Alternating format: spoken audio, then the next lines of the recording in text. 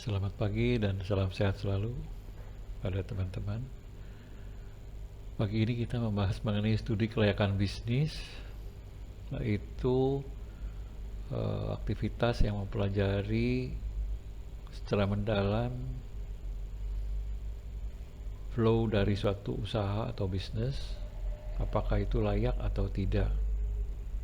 Untuk lebih jauh, marilah kita ikuti slide selanjutnya. Tujuan studi kelayakan bisnis ini ada 3, yaitu menghindari risiko kerugian usaha, kemudian untuk memudahkan perencanaan, pengawasan, dan pengendalian, kemudian yang ketiga adalah memudahkan pelaksanaan pekerjaan. Ada 3 hal dalam membahas manfaat studi kelayakan bisnis yang meliputi investasi, manfaat, dan faktor-faktor yang mempengaruhinya. Dari sisi investasi atau capital expenditure, studi kelayakan bisnis memiliki arti yang penting, mengingat studi ini mempunyai konsekuensi jangka panjang dan biasanya dalam skop yang lebih besar. Selain itu, komitmen tidak mudah diubah. Dari sisi manfaat, hal yang penting adalah terkait dengan faktor finansial, ekonomi nasional, dan faktor sosial. Adapun faktor yang mendukung studi kelayakan bisnis yaitu besar atau kecilnya dana investasi, atau business uncertainty, kompleksitas variabel yang mempengaruhi aktivitas studi kelayakan bisnis. Dalam slide ini kita membahas mengenai pihak-pihak yang berkepentingan dalam studi kelayakan bisnis. Itu ada 4, pelaku bisnis, investor, kreditur, pemerintah, dan masyarakat.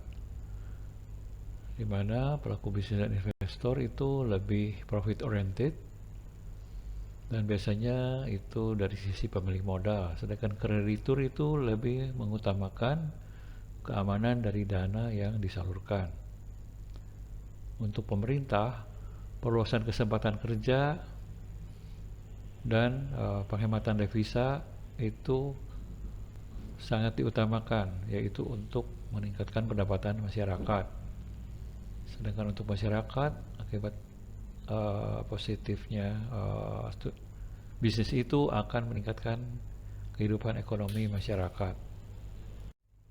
Tips penting untuk studi kelayakan bisnis yaitu ada 3, yaitu tergantung dari kelengkapan dan keakuratan data serta informasi. Yang kedua adalah seberapa ahli tim dalam studi kelayakan tersebut, dan yang ketiga metode dan alat ukur yang tepat dengan peruntukannya.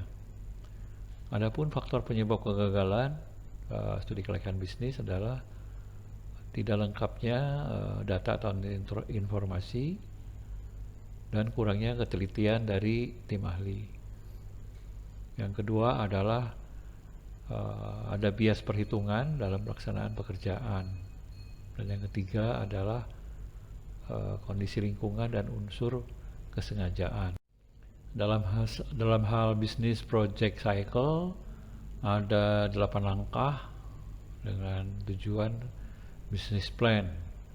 Yang pertama adalah identifikasi goalnya seperti apa, kemudian information gathering menghasilkan preparation atau pre-selection, dilanjutkan dengan analisis menghasilkan appraisal, dan hasilnya dievaluasi, yaitu berupa investment kriteria. Ini adalah setengah langkah dari business plan. Kemudian hasilnya diimplementasikan dalam bentuk construction project, di mana construction project tersebut sangat mempengaruhi aktivitas dari project operation, yang tujuannya adalah economic life the project, di mana pertumbuhan ekonomi itu menjadi hal utama dalam proyek tersebut. Selanjutnya dalam operasi itu diperlukan monitoring dan kontrol yang tujuannya adalah untuk dihasilkan evaluasi apakah ada miss atau over capacity, sehingga pada post project itu dapat dilakukan perbaikan-perbaikan.